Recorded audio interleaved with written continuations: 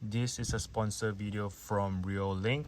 I'd like to thank them in advance for sending me the product to review, to give a feedback, and to try it out. So here I have the August 4 Pro.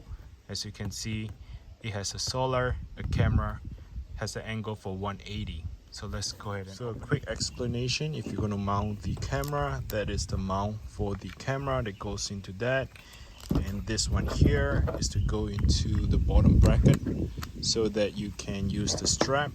This is the strap to go through to lock it in. Alright, so that is the strap for that. This is the solar, the panel, and that is for the mounting of the solar that goes in there. And of course, the bottom part here is for you to stick it in. And then so that you can screw it. Alright.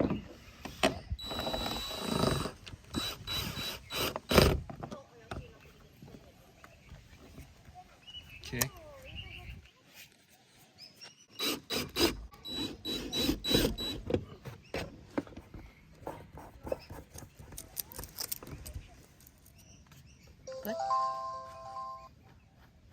Alright. Welcome to Reolink.